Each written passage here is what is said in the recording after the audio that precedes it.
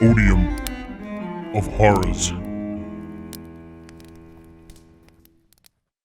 Welcome to the Odeum of Horrors. Tonight's story is called Potatoes.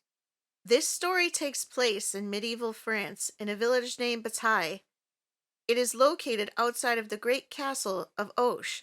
A man named Claude was selling potatoes by the side of the road. Claude was a poor man. He had a wife and 3 children at home and a baby on the way. His wife's name was Anna. His eldest son is Gabin, age 23. His middle child and younger son, Louis, and a baby girl, Anais, who was about to turn 4 next week. Claude owned a small farm but desperately needed to make some extra money. In order to sell anything in the kingdom, you had to pay the crown a fee to get a permit, and the tax on the profits went straight into the queen's pocket. By the time all was said and done, there was very little profit. So Claude was taking a big risk illegally selling potatoes at a reduced cost by the side of the road. He'd been doing it for about 3 weeks now, and had been okay. So he got a little cocky and decided that today he'd move his car just a little closer to the more affluent part of town. As he sat there in the setting sun with his 2 donkeys, Mateo and Baptiste, he was just about to close up shop for the day and head home when a man on a horse headed up the road. Part of him screamed to cover up the potatoes and head out. The other, thinking of his wife, explaining to the children why there wasn't enough food to fill their bellies, pushed him to try to make one last sale. The man approached. Claude tried his best to look presentable and pushed his greasy long hair back behind his ears.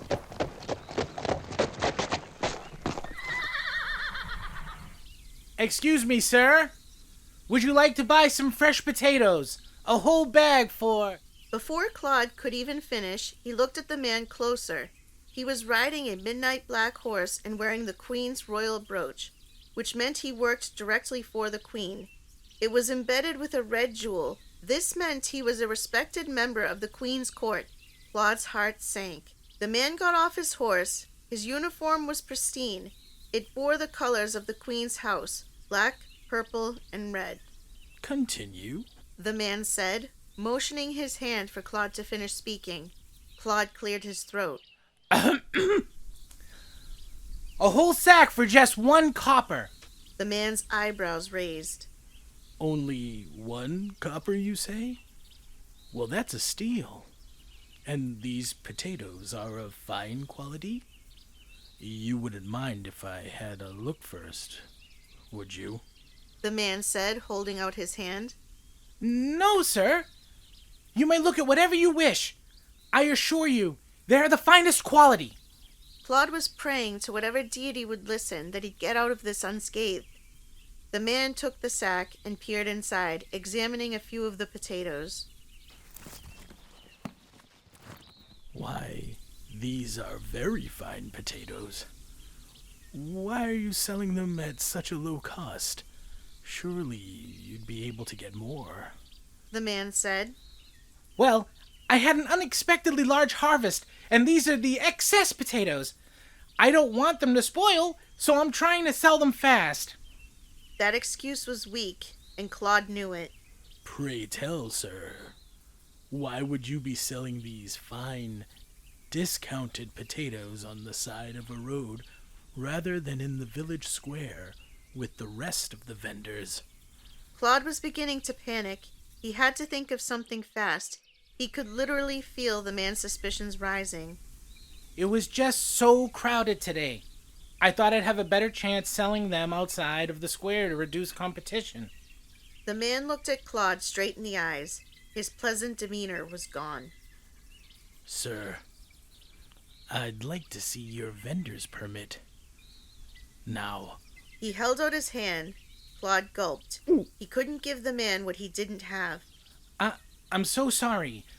I don't have a permit for this. You see, I just found out my wife is pregnant, and I have 3 other little ones at home. I just needed to make a little extra money to feed them. I promise you, though, I will never sell potatoes here again without a permit. Please, sir, I beg you to have mercy. The man seemed to be considering it. You can have as many potatoes as you like. Claude said as if trying to sweeten the deal. The man looked up sharply, as if he'd been insulted. Are you trying to bribe me? With potatoes? No, sir. I just thought I'd... What is your name? Where do you live? The man said, stepping closer to Claude. My name is... Out with it! Snapped the man. It's Claude Deschamps. I live at the farm across the street from the chapel. Please, sir, I'm sorry if I offended you. You? Offend me? The man laughed and spit on Claude.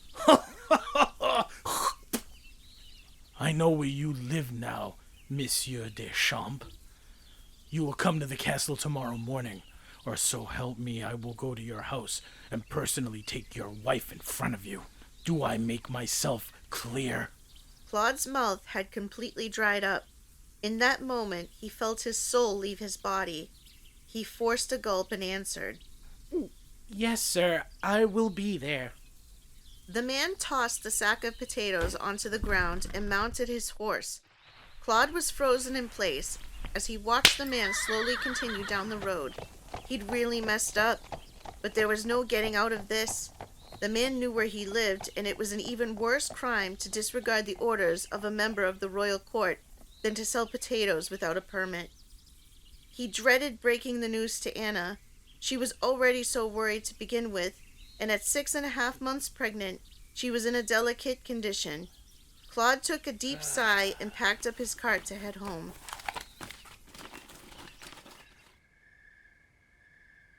Night had already fallen upon the village. He could see the candlelight streaming out of his home. His heart could almost feel the warmth of his family emanating from the soft light. What he wouldn't give to be able to right his mistakes.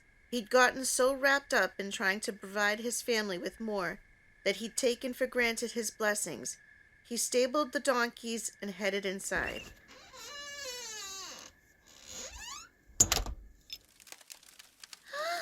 Papa's home! Anais squealed with joy. She had been on the floor playing with a rag doll that Anna had made for her when she was just a baby. Ugly little thing, missing one eye, but she loved it so. Anais started up to Claude with her arms open, motioning him to lift her up. He did so. How is my little princess? He planted a kiss on her chubby little cheek. She giggled.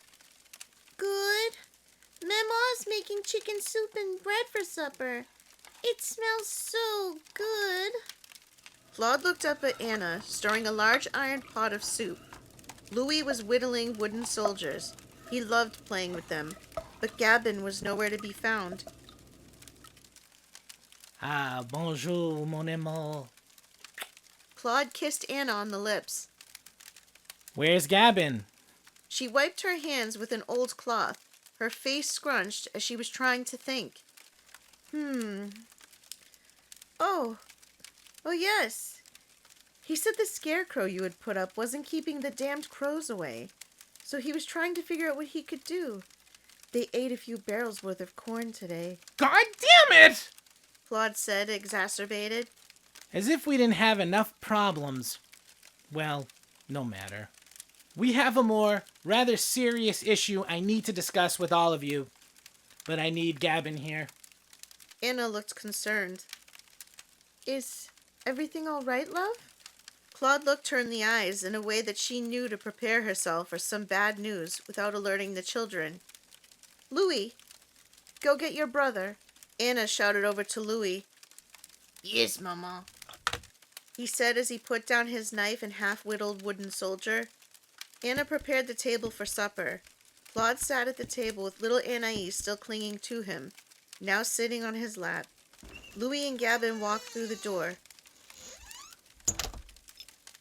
Father, you're back. I wanted to talk to you about the crows. Gabin started.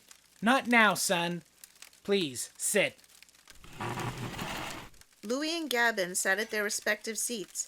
Anna poured soup into each of their wooden bowls and placed a portion of freshly baked bread in front of them. Claude saw that his family was ready for the news. I was selling potatoes on Adeline Road when... For God's sakes, Claude, not again, interrupted Anna. You know how dangerous... I know! Snapped Claude. Anna stopped speaking, and his family looked at him with wide eyes. They weren't used to him yelling. He shakily took a deep breath. I know. And today, my luck finally ran out. I was about to pack up and head home when one of the members of the Queen's Royal Court stopped at my cart. I didn't see the uniform until it was too late. He asked me to show my permit, and I could not. So, tomorrow morning, I have to be at the castle. I do not know what will happen. I don't know the punishment for such things, but I need you all to know that there is a very real possibility I will be jailed for my crimes. Tears were already streaming down Anna's face. Papa, I don't want you to go. Can't you just say sorry? Anais said in her little voice as she squeezed her father tighter. I am afraid not, darling. We are going. Said Gavin. We are a family. We will face this together. Anna agreed. Yes, I'm going. You are my husband. Perhaps if they see you have a family, they will have mercy on you. Claude shook his head no, but was moved to tears by the show of his family's support. I'm already so ashamed. I don't want all of you to see me like this. Gavin got up from the table and put his hand on his father's shoulder. It'll be all right, Father. We don't think any less of you. You were trying to provide a better life for your family. It's what most men would do. Claude gripped his son's hand and looked up at him. If I am to be jailed, you will need to run the farm, boy. Are you ready for that? Gavin snorted and laughed. Father, I've been helping you run this farm since I could walk. You need not worry. Everyone started to calm down a bit. You and those potatoes. She shook her head but didn't push the subject anymore. They just somberly ate their dinner in silence.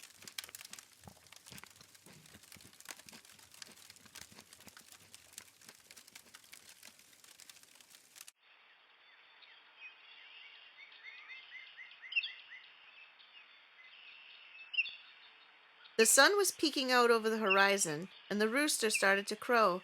The Deschamps family prepared for the trip to the castle, each making themselves as presentable as possible. They were poor, so no matter what they wore to the castle, they were going to stick out like a sore thumb. They owned nothing of value. Claude unloaded the remainder of his cursed potatoes out of the cart so that his children would have a place to sit.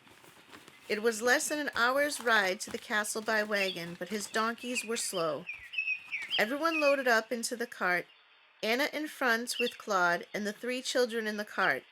They headed down Adeline Road towards the castle, the very road where Claude had been caught. They'd never actually been to the castle before, not for anything. As they got closer, the awe of its majesty overtook Gavin. He couldn't fathom how large it was. It was made out of a strange type of rock, all black. It was beautiful, but also gave off a feeling of dread. Part of Gavin was telling him that this was not right. They shouldn't be here. The castle was so tall it seemed to touch the heavens, and the closer they got, the taller it seemed. They finally approached the gates and were met by 2 soldiers in black suits of armor. What is your business? The one on the right side of the gate demanded. I am Claude Deschamps. I was told to be at the castle this morning. This is my family. The soldier lifted his faceplate and looked at Claude's family, then at Claude as if he was an idiot. He put his faceplate back down. Yes, you're expected. Proceed inside. Your animals will be tied in the courtyard along with your cart. You'll be greeted by Duke Royal. The soldier stepped back to his post, and the gates opened up. The donkeys, Mateo and Baptiste, seemed spooked and were slow to walk inside. The doors made a loud sound as they slammed shut behind the Deschamps family. The 2 stablemen approached the cart and motioned for them to unboard. They did. They led the donkeys away to be tied up for safekeeping. To Claude's surprise, the man who he'd met on the road yesterday came out of the castle. Good, you showed up. For a moment I thought you might not. Strange choice to bring your family. Come, the queen awaits. He motioned to follow and started walking. The queen? Anna yelled under her breath at Claude. This was serious. They hadn't expected such a thing to be handled by the queen personally. After all, this was just about selling potatoes. Claude's face went ghostly white. He couldn't even answer. He felt like he wasn't even in his own body. But just like that, he started to follow the Duke. They walked into the throne room. It was enormous, gilded in gold with large stained glass windows. The opulence of it all was overwhelming. There were hundreds of people there, all dressed in their finest clothes. The women in beautiful flowing dresses in colors they hadn't even known existed. The men in their most dapper of suits, all adorned with gold necklaces and jewels, all here for his visit with the queen. The queen's jester was entertaining her guests as the band of violinists played. Anais was smiling and laughing at the jester, falling over his own feet. Mama, I want to dance with the silly man. She pointed her little finger at the jester and pulled on her mother's arm. Not now, darling. Papa has an important meeting with the queen. We need to be on our best behavior. Anais frowned and stomped her foot. Loud trumpets started to blare. All bow before Queen Odette! One of the lords yelled as he himself got down on one knee. Everyone did the same. In walked the queen. Her skin was pale and she had long black hair. She was dressed in a black form-fitting dress with a purple and red cape. Atop her head was a large bejeweled crown that you'd typically see on a king. Her neck, wrists, and fingers all adorned with fine gold jewelry and gems. She even had what seemed to be a gold belt of sorts around her waist. Gabin couldn't help but think that she was beautiful and terrifying at the same time. She was flanked by her two personal guards, Corbeau and Vitor, both tall and very muscular men, both in dark black robes with black metal masks that covered the bottom half of their faces. These men, the Deschamps family have heard of. Corbeau and Vitor were very famous assassins throughout France. Some had even suspected that the queen had hired them to murder her own father, but the proof was never there. The room was dead silent as she methodically made her way to her throne and sat down. You may stand before your queen! Shouted the lord once more. Duke Raoul stepped in the queen's line of sight. Your Majesty, as it was brought to your attention last night, I have delivered you the man who bypassed your laws and was illegally selling produce on your royal roads without the required permit. Bring him forth. And dépêche-toi. The queen said coldly, motioning with her right hand. Duke Raoul looked back at Claude and waved him to come forward. Claude looked at his little family and gave a weak smile. He kissed Anne on the forehead and made his way to the Duke. The queen looked him over. Do you think yourself above my laws? The queen asked. Claude's voice cracked as he answered. No, Your Majesty. I'm a very poor farmer and was trying to feed my family. It was a terrible mistake. One which I will never make again if you'll permit me to make it right. The queen looked angry now. A mistake? I see this not as a mistake. This is not spilled milk or broken window. You purposely refused to pay for a permit and, in doing so, refused to pay taxes. Which means you not only robbed the crown of its dues, but you robbed your fellow citizens. What of those who paid a fee for their permit along with their taxes? Claude wasn't sure how to respond. All he could do was apologize. I'm beyond sorry, Your Majesty. I wasn't thinking. Please, I will do whatever I can to make it right. Oh, that you will. the queen said sharply. Duke Raoul, what is the name of this imbecile?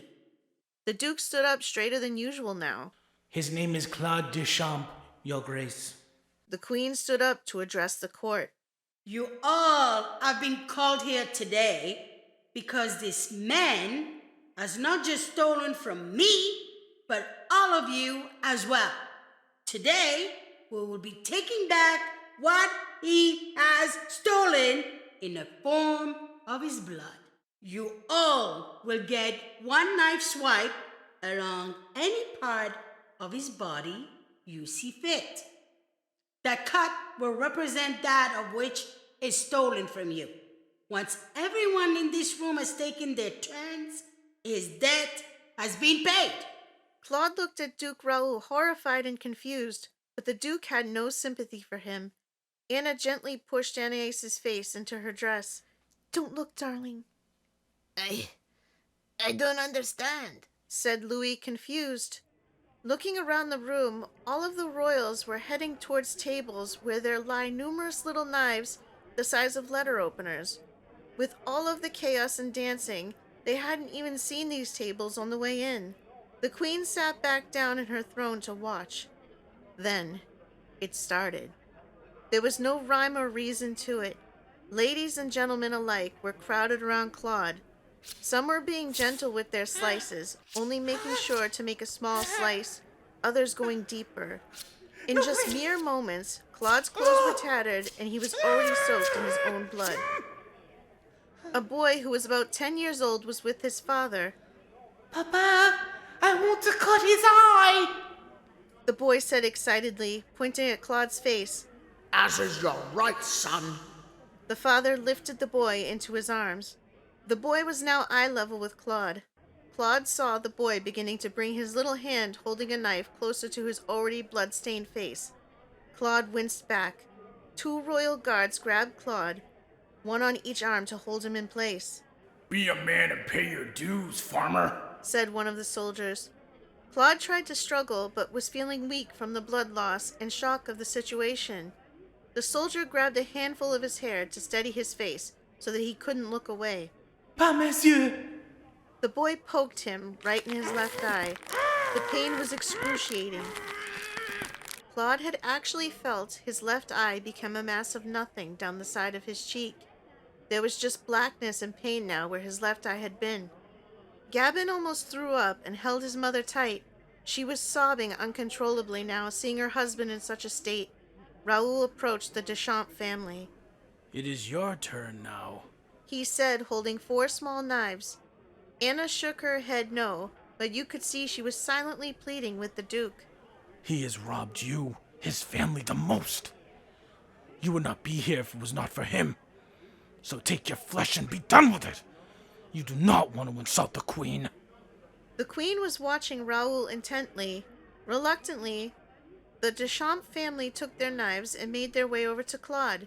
He was weeping now, tears flowing out of his one working eye, mixing with the blood on his face. Anna was the first. She touched both sides of his face, removing some of the blood, and kissed his lips. I'm so sorry, mon amour. She took his hand in hers and made a small nick on the palm of his hand. Gabin and Louis did the same. It was now Anaïs's turn. Anaïs hadn't been looking this whole time. Her mother bent down and looked her in the eyes. Papa has some wounds. He's going to be all right, though. He just looks really bad, sweetheart. You have to take this and move it across Papa's hand gently, okay? I know you don't want to, but you have to. Anaïs shook her head up and down to show that she understood, but when she saw her father, she lost it. Papa! She screamed, crying so loud it echoed through the great throne room. Shh, shh. Remember I told you he will be okay? Darling, just do as Maman asks. Anna hugged Anaïs.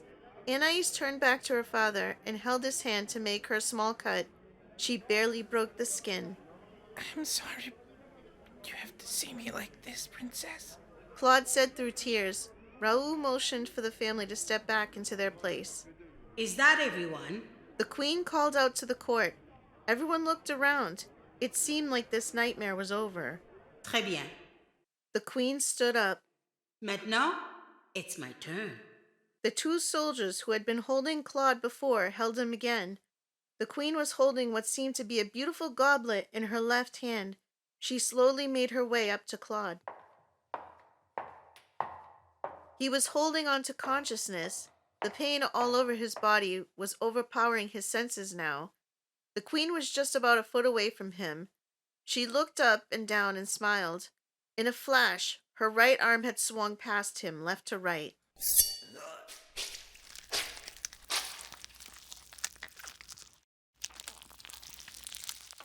His head snapped back all the way, now facing his family upside down. The only thing holding his head to his body was a swath of skin. His eyelids wide open, exposing his empty eye socket and his shocked right eye. Blood was shooting out all over the place. The queen held her goblet up to Claude's now gaping neck and filled it with his blood. She started to drink from it, allowing the blood to cascade down her chin to her throat and breasts. She was still holding the jewel-encrusted scythe that she'd used to slash his throat wide open. The soldiers released Claude's now lifeless body onto the ground with a thud. The queen finished drinking completely and threw the empty goblet onto the ground next to Claude's corpse. She put the scythe back into its sheath attached to her golden belt. The debt is paid, the queen said matter-of-factly as she turned and began walking back to her throne. Before Anna could even react, Anais broke away from her grasp and ran over to her father's body. She bent down and grabbed the heavy goblet and threw it as hard as she could at the queen's back, hitting her square between the shoulder blades. The entire room gasped and fell silent. You killed my papa! I hate you! Anais screamed. I hate you! I hate you! I hate you! The queen looked back at Anais over her shoulder, then at Vitor. She snapped her fingers. Until then, Vitor and Corbeau had been standing silently, facing forward with no movement. But as soon as the queen snapped her fingers, it was like she'd activated some ancient beast. Vitor's long stride got him to Anais in only 4 steps. He grabbed her and lifted her up.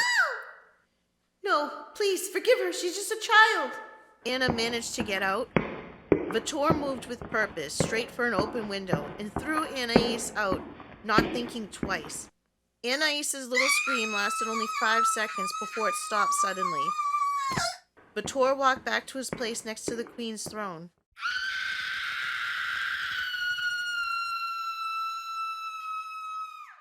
Anna screamed the most heart-wrenching scream you could imagine. It was a scream only another mother could understand. Why? All of this over some potatoes? You're mad! God will have you burn in hell for what you've done here today. Anna had lost it. She didn't care anymore. She had just seen her husband and baby girl torn from this earth. The queen raised her eyebrows, amused. God? You think God cares about you? Or your filthy little family? No. Your kind are but cattle for the rest of us to profit from and dispose of. There is no God here, but you will know hell better than the devil himself when I am through with you. She looked at the guards who awaited their orders. Prepare the boys for later. Bring her to the stocks in the courtyard.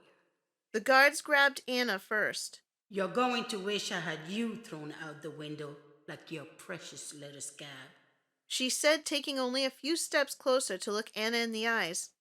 The next few guards grabbed Louis and Gabin and started leading them away.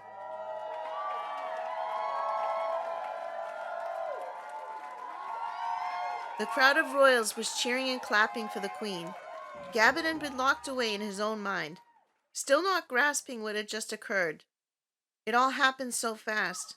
Once in the stairwell, Anna was screaming and being led downstairs. The boys, up. Without thinking, Gabin pushed the guards holding him with all of his strength, and they fell back into Louis and his guards. Gabin just ran up the stairs as fast as he could. He heard the guards following him now. After running up what seemed to have been 3 floors, he darted into a hallway with about 5 doors in it He ran into the first one he saw and gently shut the heavy wooden door behind him. It was a latrine. It was small, dark, and smelled horrible, but he noticed a light coming from inside the wooden seat. It was outside.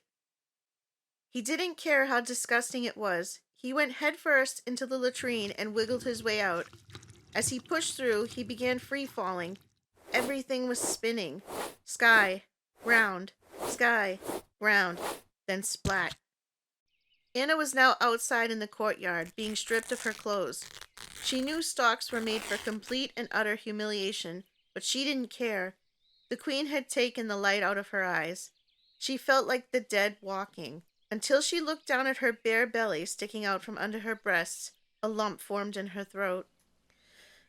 Oh, poor little one, she thought.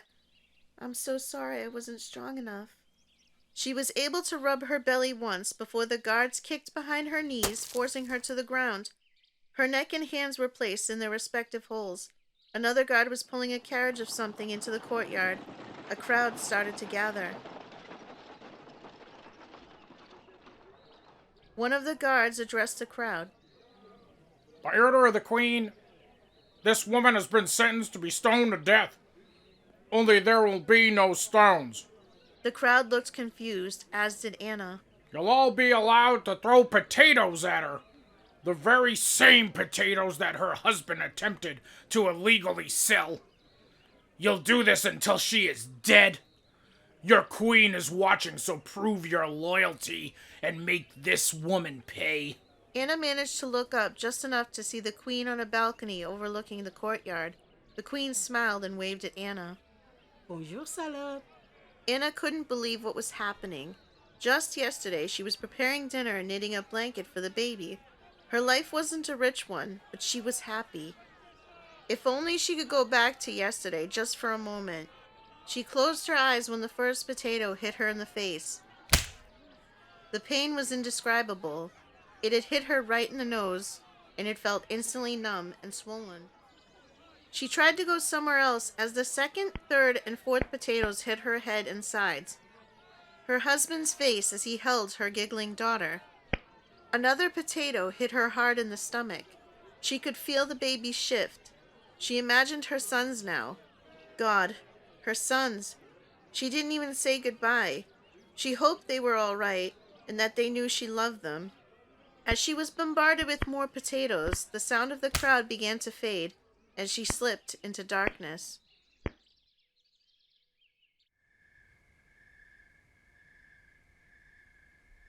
Gavin opened his eyes and gasped, forcing air back into his lungs. I'm alive. But how? He tried to sit up and slipped. He looked around and he was embedded in what seemed to be soft mud. Upon further inspection, it wasn't mud, but shit. He'd fallen in the royal waste, but he'd lived. No one seemed to know he was there either. He got up and knew he had to find a way out. The sun was setting now. The courtyard was quiet. He crouched behind some bushes near the stables where he saw Matteo and Baptiste. He never thought he'd be so happy to see these silly donkeys. He untied them both quietly, but needed a way out. There's no way he'd get past the castle gate with both of them. He looked over at the gate. Only 2 guards and the gates were open. They must not have closed it yet because some guests were still leaving. Here goes nothing. He said to Matteo as he slapped him on his behind. Matteo darted for the gate and out past the guards. How did it get loose? Yelled one guard. Who cares? We have to get it. The other said, already running after Matteo. Gavin took this as his chance. He quickly mounted Baptiste and headed for the gate when he passed by the stocks. He gazed upon his poor mother, a bloody, beaten mess. Her body was covered in dark bruises, dirt, and drying blood. He dismounted Baptiste and put her head in his hands. She was ice cold. Mother? Gavin said, but he knew she was gone. In the distance, he could hear talking. He kissed his mother on the head and once again mounted Baptiste. They both rode out of the gates and into the nearby forest. They rode until Gabin found a small empty cave to take shelter in. It was too dark to travel any further.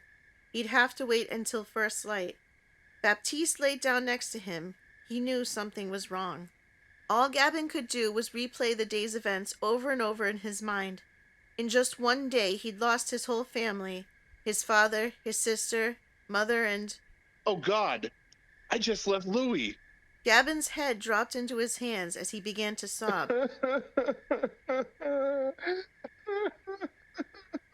He was supposed to be the big brother, the protector, and he just panicked and left him there.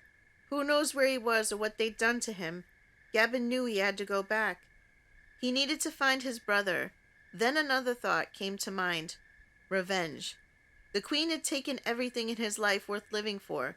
What good was going home if it was going home alone? Even if he did go home, he knew that it would never be safe again. He'd gotten away. That's the first place they'd look. In that moment, he made up his mind. He was going to find his brother and avenge his family by ridding the earth of Queen Odette. It started to rain. Baptiste was already asleep. His little donkey snorts, mixed in with the sound of rain, made for a peaceful distraction from the horrors Gabin had seen. His mind drifted, and at some point, he fell asleep.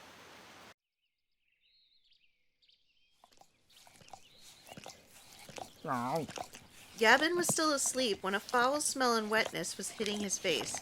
His eyes popped open to Baptiste's big nose in his face. He had been licking him for God only knows how long. Okay, I'm awake, you silly beast. The sun was up. Gabin had slept longer than he'd wanted to. He peeked his head out of the cave to get his bearings. No one was there, so he stepped out completely. The cumbersome donkey clopping along behind him. He looked around. He was far from the castle but could see just the tip of one of its black spires above the trees. Okay, so if the castle is there, then the town has to be that way. He was now talking to Baptiste as he pointed in the other direction. He desperately needed a change of clothes, but he knew he couldn't go home. Let's go pay Chloe a visit. How's that sound, Baptiste? Baptiste made a happy donkey sound. He loved Chloe because she fed him carrots from her and her father's farm. If you even so much as mention her name, he gets riled up. It's settled then. Gabin mounted Baptiste again, and they made their way through the forest. They traveled for what seemed to be 2 hours before reaching the forest's edge. He looked around and saw no sign of guards. Perhaps they hadn't made their way to town yet.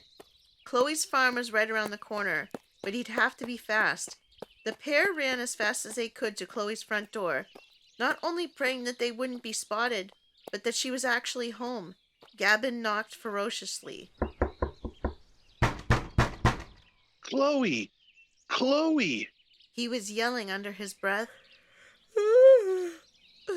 I'm coming, Chloe said lazily. Gabin breathed a sigh of relief.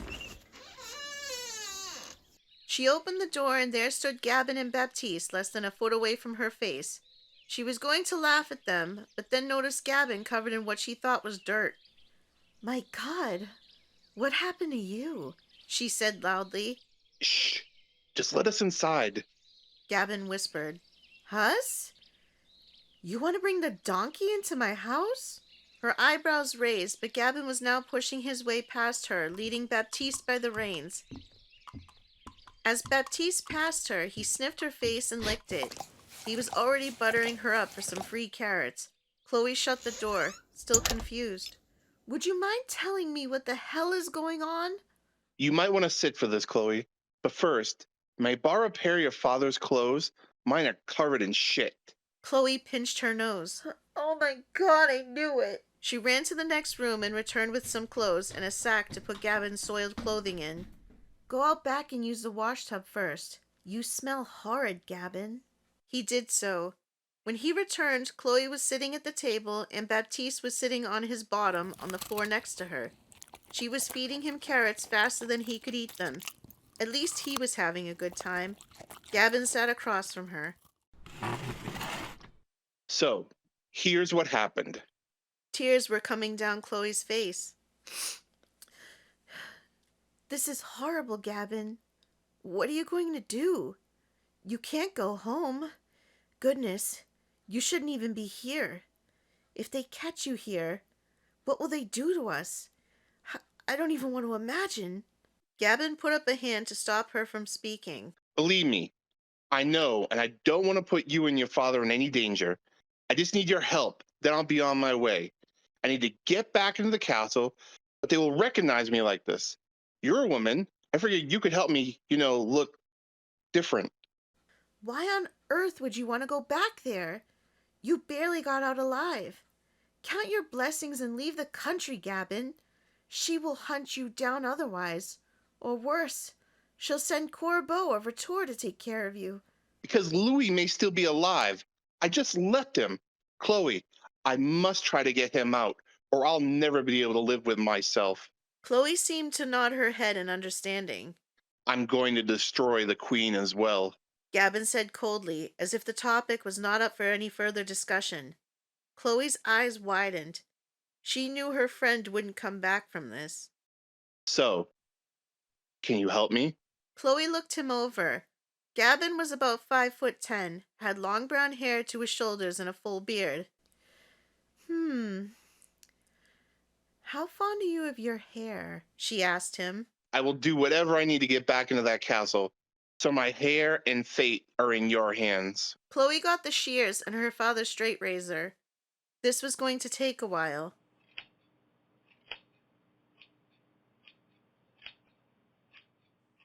Gavin ran his hand across his now completely smooth head. Chloe handed him a small mirror. Gavin inspected his reflection. Chloe had shaved everything off except for his mustache. Somehow this made him look far older than he was. My God, Chloe, you made me look like that monster that runs the brothel. Gavin actually laughed. Well, at least you don't look like you, Chloe said back, sticking out her tongue. What do you think, Baptiste?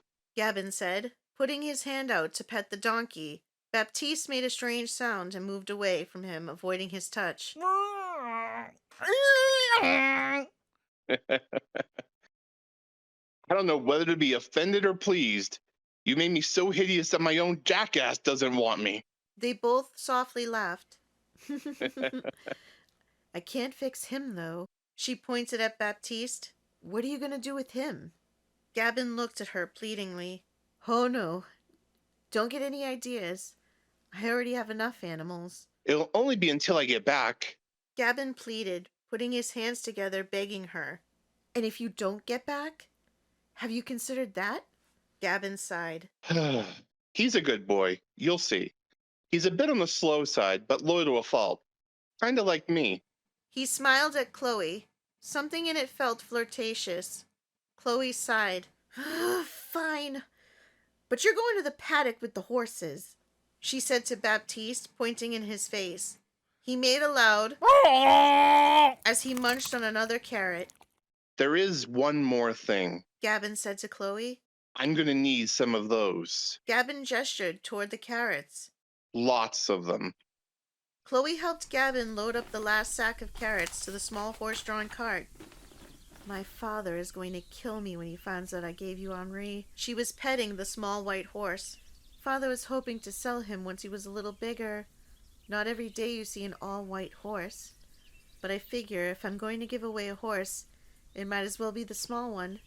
Just please, try to make it back alive and bring Monsieur Henri back with you. Gavin gave Chloe a hug. I will do my best. Thank you, my friend, for everything. He pulled back and looked at her and planted a kiss on her forehead and mounted Henri.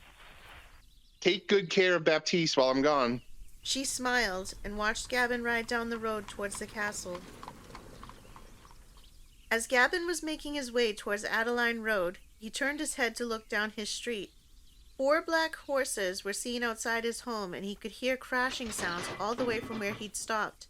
The guards had finally made it to his house. He turned forward again and continued down the road. This has to work, thought Gavin to himself. After a long journey, he was nearing the gates yet again, his heart now pounding in his chest. Only this time, he wasn't Gavin. He was assuming the name of Amrique Berenger, a carrot supplier for the royal kitchen. He stopped at the front gates. The same guard on the right that had greeted him and his now tattered family just the day before greeted him now. State your business. The guard shouted indifferently. Just another day for him. His life wasn't destroyed. This alone made Gavin angry, but he had to keep his composure. I am the carrot supplier for the royal kitchen. My name is Monsieur Enrique Berenger. Gavin said, trying to add some grit to his voice. The guard looked at the cart filled with sacks. He waved for the guard on the left to join him. They both checked the sacks only to find carrots. This seemed to be enough for them. Proceed. The large gates opened once again.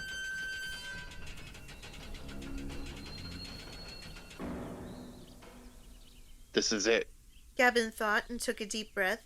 He was greeted by the stableman. Yeah, what do we have to unload? Looking in one of the sacks himself without waiting for Gavin to reply. Oh, for the kitchen, right. I'll stable the horse and my men will unload the hall. This will take a while if you'd like to wait in the workers' quarters. I need to relieve myself, actually. It's been a very long trip. You don't know where the latrine is? The stableman seemed confused. Usually I take care of my business in the forest before coming here, but I left a little later and needed to make up for lost time. I apologize for the inconvenience. I don't usually have this issue. The stableman nodded as if he could respect that. You see that door? He pointed to a wooden door down a small alley. That's the kitchen. Go in there and ask one of them. They'll point you in the right direction. We have a few different carts to unload already, so like I said, this may take a while to get to, so keep yourself busy and stay out of the way. Gavin nodded. Understood. Thank you, sir.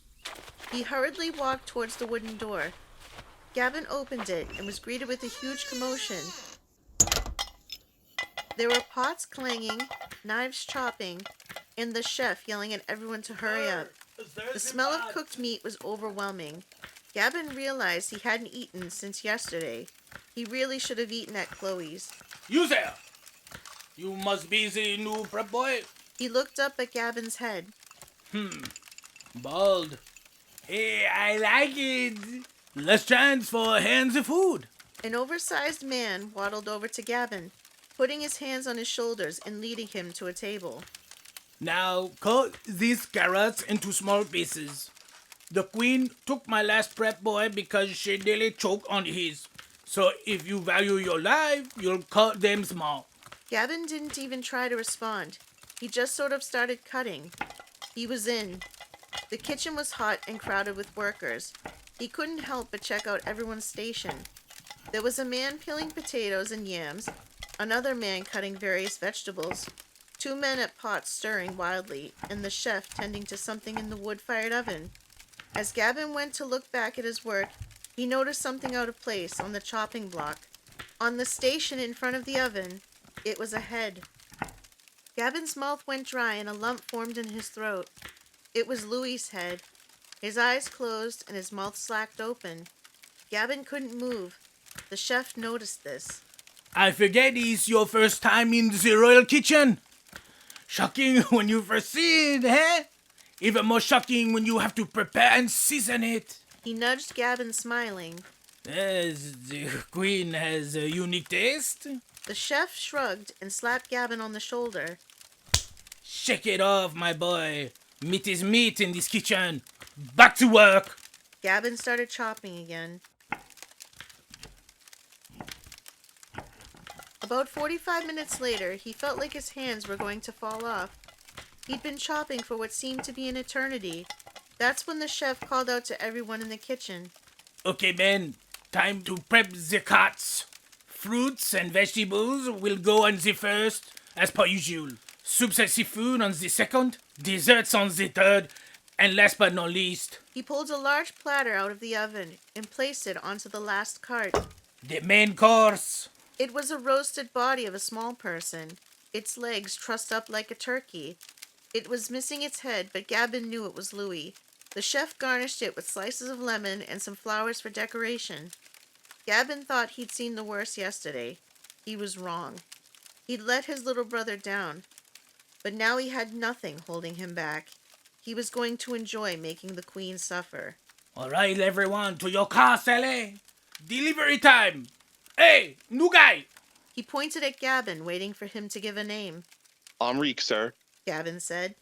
Henri, you will be pushing the dessert cart.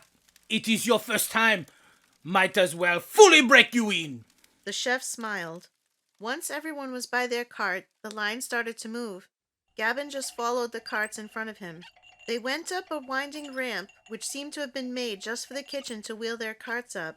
Have you worked here very long? Gavin asked the other cook, pushing the cart in front of him. Almost a year, he responded. The boss said that the last man to do my job was taken by the queen. What does that mean? He shook his head as if to get the memory out of his mind. It means we prepped him. Both Gavin and the man got quiet, until the man spoke again. Same thing happened to another cook about 3 weeks ago. We had just delivered the food to the banquet hall when one of the cook's curiosity got the best of him. He went to the floor above the banquet hall to see what was up there. Turns out, that's the queen's floor. As in, that's where she sleeps. That's also where Corbeau and Vitor have rooms. The queen has forbidden any staff from going to that floor. She thinks we're filthy. Long story short, she placed him on the menu and had cleaners up there to completely sanitize the hallway. Alarms in Gavin's head were going off. He now knew where the queen and her awful minions slept. All thanks to the poor bastard who the queen had turned into waste. The queen has no tolerance at all for any of our nonsense. So just do your job and keep your head down, and you should be fine, the man said. Then both went silent for the remainder of the trip. After 4 floors had passed, Gavin stopped counting. Finally, they exited one of the wooden doors into a long hallway whose only light was 3 candles lit on small divots in the wall. This led to a golden door. The cooks pushing the first cart opened it. The room was bright. Gavin had to squint for a moment just to look at it.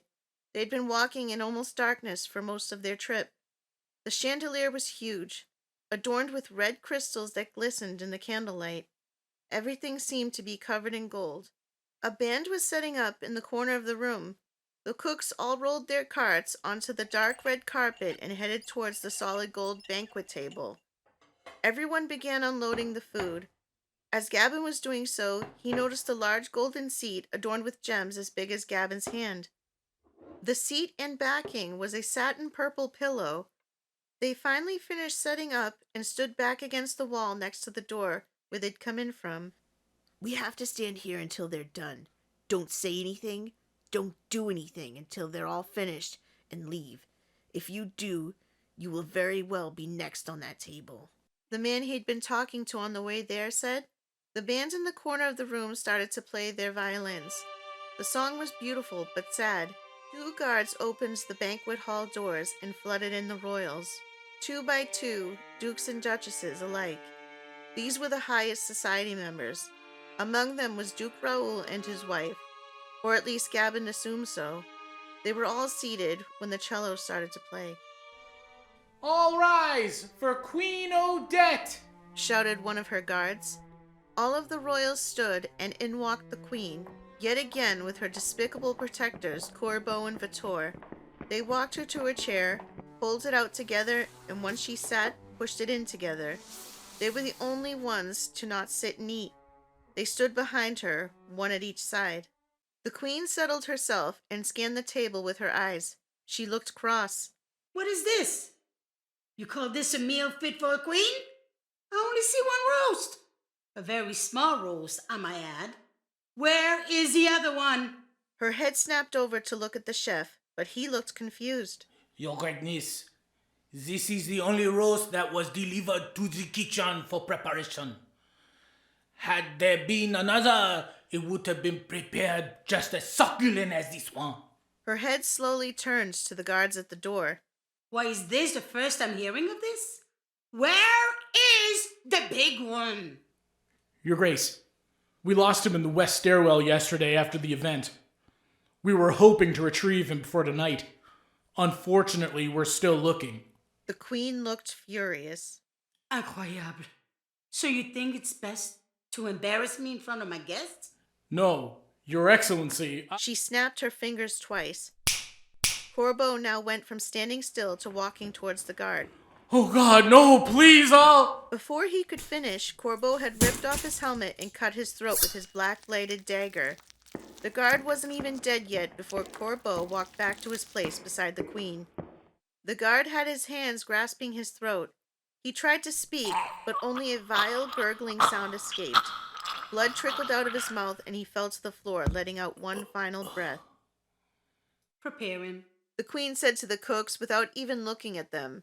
The chef, along with 3 of the 5 cooks, walked over to retrieve the body and load it up onto 2 carts pushed together. This left only Gabin and the cook he'd been talking to clean up once dinner was done. They rolled him out of the service entrance and closed the door behind them. Gabin had to stand there and watch as they carved his little brother like a turkey. Mangez et soyez heureux. The queen joyfully said, motioning for her guests to begin the feast. Oh, it does smell divine, doesn't it? Smiled the queen at her guests. They all agreed, and some even thanked her for being a gracious host. They all dug in. The sounds of forks and spoons clanking against dinnerware was deafeningly loud, as was their chewing. Your favorite part, Your Majesty. One of the royal servants said to the queen, brandishing Louis's broiled arm. She sniffed in deep. I do love the finger meat. It's the most tender. She ripped a piece of flesh off his little hand and chewed it. It is succulent. She said with a mouthful of Louis. Gabin could feel his blood boiling. As long as he'd live, he'd never get these images out of his mind. He and the cook stood there quietly, just waiting for the royals to fill their bellies. Once it was over, the queen, Corbeau, and Vitor left first. After that, the formality was gone, and the royals trickled out a few at a time. Some stayed behind for a bit to pick off of the dessert table. Once the room was finally empty, Gabin and the cook were able to move. The cook took a deep breath. Jesus, Mary, and Joseph. That was a close one. I thought we were all doomed for sure. Gabin just nodded. He knew that he had to find a way to break away from this man and get to the queen's quarters. It took some time, but they finally had all of the dirty plates and uneaten food loaded up onto the carts. Gabin was panicking. He knew he had to do something. The 2 men entered the service hallway. Gabin stopped. Wait, stop. I seem to have an issue with my cart. There's something wrong with the wheel. Gabin said as he attempted to push the cart, but it didn't move. The cook sighed and made his way over to Gabin's cart to kneel down. This happens sometimes. Probably something stuck in the... Before he could finish, Gabin hit him in the back of the head as hard as he could, rendering the man unconscious. I'm so sorry, Gabin whispered. but I have to do this. Gabin pushed all of the plates off of one of the carts onto the floor and got the tablecloth to tie the man up. He used another one to gag him in case he woke up and tried yelling for help. Someone would eventually find him. Hopefully he wouldn't be punished too badly. Gabin made his way down to the service hallway and back onto the ramp. It does go up to the next floor. He thought excitedly. He headed up. His heart was pounding again. He knew she was on this floor, but still didn't know her room. He'd have to be really careful. He didn't even have a plan. He just figured it'd come to him once he was presented with the opportunity. He opened the golden door a crack. The hallway was empty. He walked down the hallway as quietly as possible. All of the doors were heavy golden doors covered in various jewels. None of them stuck out as the queen's. He decided to just take a chance and go in one. He slowly opened one of the golden doors and looked inside. He could hear someone coming, so he ducked in fast. The room was huge and seemed to have its very own private latrine. The footsteps in the hallway got louder. Oh God, they're headed for this room. He thought, looking for a place to hide. He went for the first place he saw, the wardrobe. He got in and shut the door behind him, trying to quiet his breathing. He pushed some clothes over him to cover himself, but could still see through the crack in the wardrobe's doors. In walked Vitor, his heavy boots stomping in a hurry. He ripped his clothes off and put them on a chair next to his bed. Last was his mask. No one except the queen knew what Vitor or Corbo looked like before now. He was an older man, almost ordinary looking. Gavin couldn't help but think how unthreatening he looked without his mask. If you saw this man walking in the square, you'd think nothing of him. Vitor was pacing erratically. 3 soft knocks on the door. He rushed over to answer. Someone in a black hooded robe stepped in. Vitor closed the door behind them. Did anyone see you? Vitor asked, putting his hands on each side of the person's face. They never do. A soft male voice could be heard responding. Vitor removed the man's hood and began passionately kissing him. Gavin was stunned. The kissing became more and more intense. Vitor removed the man's robe, revealing the man to be completely nude. They'd moved their embracing to the bed, where they made wild, passionate love, the likes of which Gavin had never seen. Gavin's legs were starting to go numb. He'd been standing there for the past couple of hours without moving a muscle. The man finally got up and put his robe back on. Vitor planted a farewell kiss on him and raised the man's hood back above his head.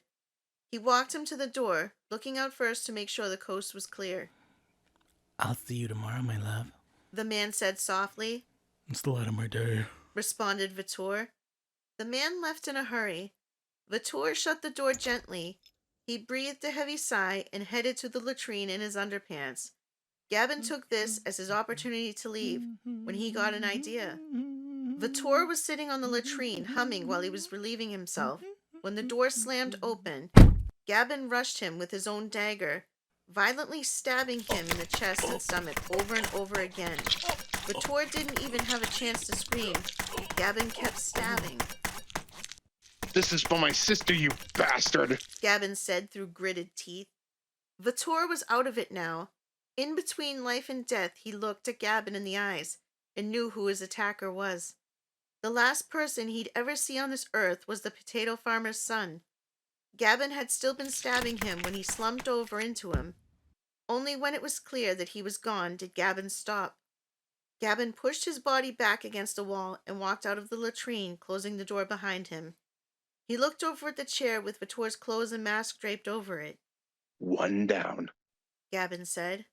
Corbo was asleep when he heard a knocking at his door. He got up and put his mask on to answer it. He swung the door open, and there stood Vitor. Vitor! What in God's name do you want at this hour? And why are you in uniform? Come inside. Corbo turned away from Vitor to walk into the room when he felt something hit his head. He turned to look back at Vitor, but was losing himself. Before he fell, Vitor removed his mask and stepped into the room, closing the door behind him. Corbo fell to his knees, confused but unable to speak. Gavin grabbed the handle of the dagger embedded in Corbo's skull and pulled it out with a sickening crunch. Corbo fell face down onto the floor. Gavin put Vitor's mask back on and looked back at the door. He now knew which room was the Queen's. The Queen was deep in sleep when she heard rustling in her room. From behind her eyelids, she could tell there was light in her room where there shouldn't be. She opened them and looked at what it was. She peered to her left, and there were 4 candles lit on her nightstand. Confused and now angry, she went to get up on her right, and there stood what she believed to be Vitor. Vitor? What is the meaning of this? What are you doing in my chambers? Gavin stood there silently and cocked his head. I demand you answer me. The Queen snapped. Gavin balled up his fist and swung at her head as hard as he could. It hurt his knuckles, but in the best way possible. Her head snapped around and she fell back onto the bed. The Queen's eyes slowly opened. She went to speak, but there was something in her mouth. It was hard and tasted like dirt. When she couldn't move her arms, she went to look at them, only to be met with Vitor's head on her left and Corbo's on her right. They were both now wearing their masks. She let out a muffled scream and tried frantically to get her arms and legs loose. Don't bother, Gavin said, standing up. He'd been sitting in a chair next to the bed, waiting for her to wake up with something in his hands. He'd been fiddling with it, but the room was so dark that the Queen couldn't make it out. I figured you never went anywhere without them, so I brought them to you. She let out another muffled scream.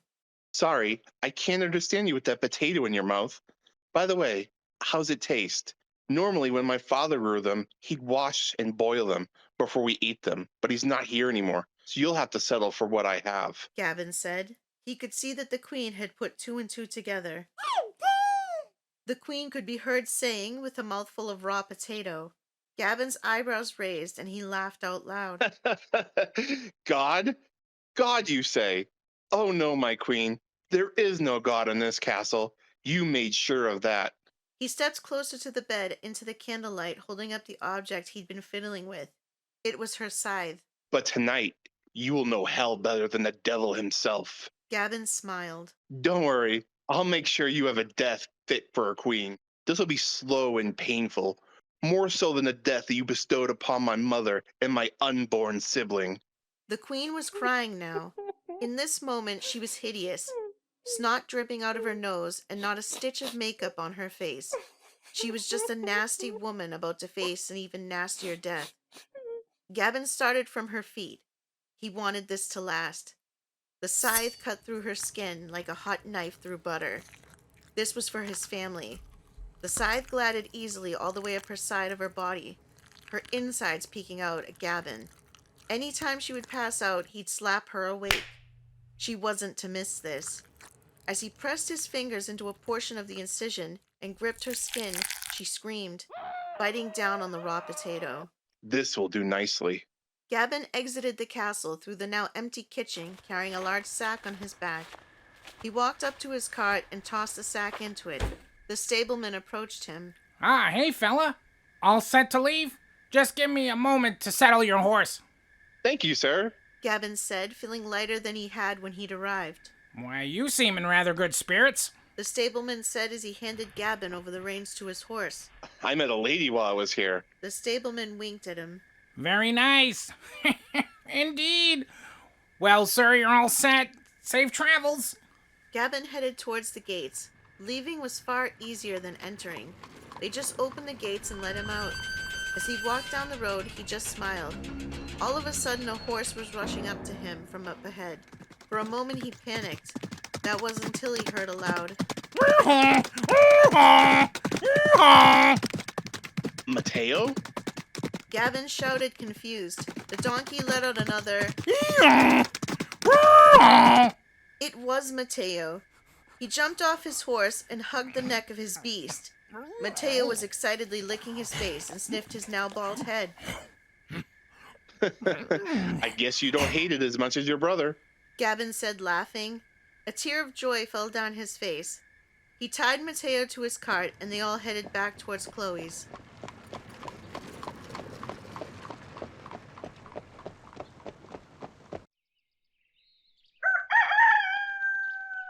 The roosters were crowing. Gavin got up and splashed his face with water. It was time to start a new day. It's been 7 months since the events at Castle Oche. Rumor has it that someone found Queen Odette in her bed after neither she or her right hands had been seen for an entire day.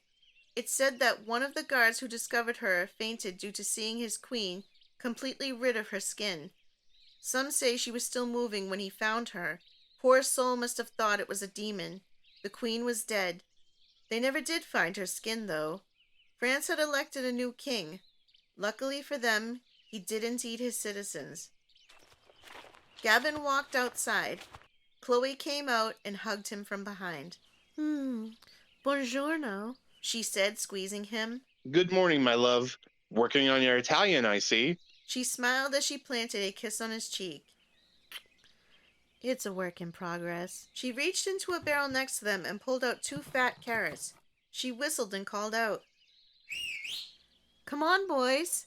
Time for breakfast." Mateo and Baptiste both rounded the side of the barn, clumsily clopping towards Chloe.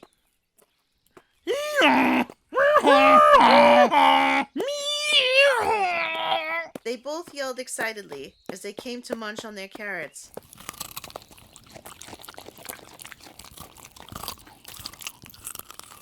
A crow circled the crops, only to land for a moment and quickly fly away. The best scarecrow I've ever had. Gavin said proudly to Chloe. It really is revolting. I don't even want to be around it.